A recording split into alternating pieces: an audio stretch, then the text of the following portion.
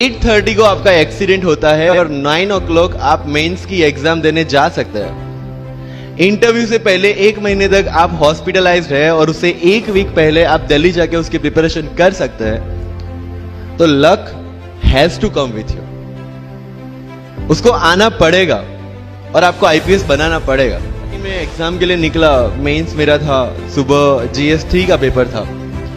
8:30 को मेरा scooty slip हो गया, मेरा लिगामेंट इंजरी हो गया, लेफ्ट हैंड में इंजरी था, सीट से ब्लीडिंग हो रहा था।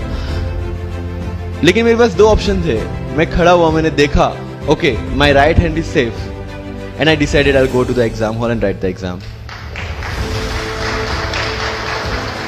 मेरे पास 2 ही ऑप्शन थे, या तो मैं वहां से उठ के रोने लगूं, यार मेरे साथ ही ऐसा क्यों हुआ, मेरा एक्सीडेंट हो गया, मेरा मेंस खराब हो गया और हॉस्पिटल जाओ, या दूसरा ऑप्शन था कि मैं देखूं कि मैं 3 घंटे और सरवाइव कर सकता हूं। हाँ कर सकता हूं।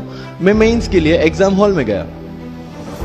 ये जितने भी फोटोग्राफ्स लगे हैं, सर ने जैसे बताया कि जितने भी इंसान सक्सेसफुल हुए, अगर आप उसकी लाइफ स्टोरी देखेंगे तो कहीं ना कहीं एक मोमेंट आता है जहां पे वो इंसान की जो स्ट्रगल है वो पीक पे हो जाते हैं।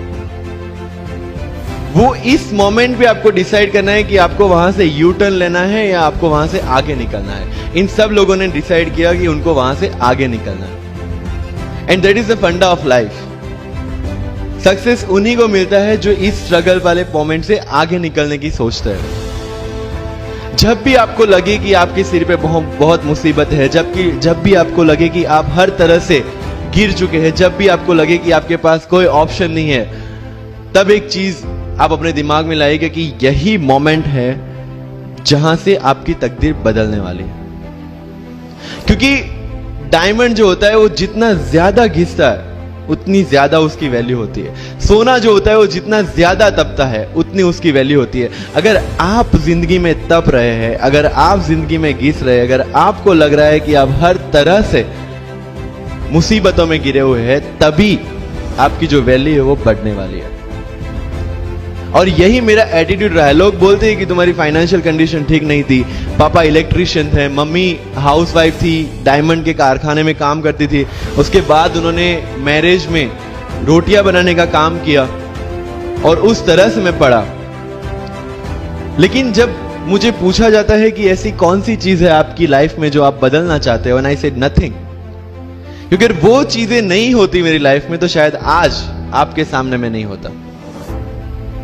तो अगर लाइफ में प्रॉब्लम्स है, अगर लाइफ में स्ट्रगल है, जैसे सर ने बोला है struggle is a part of life and I strongly believe in that. Bharat वर्ष का सपना चंद्रगुप्त ने देखा, चाणक्य ने देखा, और उस भारत वर्ष को बनाने के लिए जब ये संघर्ष जारी था और तब राजा धनानंद की डॉटर दुर्धरा से चंद्रगुप्त को प्यार हो जाता है, और जब चाणक्य उनको बोलते कि नहीं तुम्हें उससे दूर रहना है, तब चंद्रगुप्त बोलता है आचार्य कभी कभी सोचता हूं कि जिंदगी में या ये भारत के सम्राट बनने के लिए इतना त्याग, इतना बलिदान ना देना होता तो।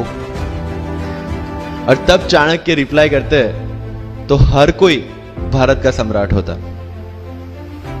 This is the fundamental rule of life. अगर आईएएस बनने के लिए, आईपीएस बनने के लिए सैक्रिफाइस करना नहीं पड़ेगा, अगर उसके लिए आपको त्याग नहीं करना पड़ेगा, तो आज पूरे इंडिया में हर घर में आपको आईएएस आईपीएस मिल जाएंगे। मुझे एग्जैक्ट डेट याद है, 23 मार्च को मेरा इंटरव्यू था। 20 फरवरी को मुझे हॉस्पिटल में एडमिट किया गया क्योंकि मुझे इन्फेक्शन हो गया था बॉडी में एंड बहुत हाई फीवर था, तो आईवी के अलावा कोई ऑप्शन नहीं था। 1 मार्च को ठीक होके मैंने सोचा चलो दिल्ली निकलते हैं। 2 मार्च को मैं दिल्ली पहुंचा। 3 मार्च को वापस से टॉन्सिलाइटिस का अटैक होने की वजह से फ्लाइट लेके वापस से पालनपुर अहमदाबाद, अगेन हॉस्पिटलाइजेशन। 15 मार्च को I got relieved from the hospital. 16 मार्च को मैं दिल्ली पहुंचा और 23 मार्च को I gave my UPSC interview. तो 1 महीने का हॉस्पिटलाइजेशन।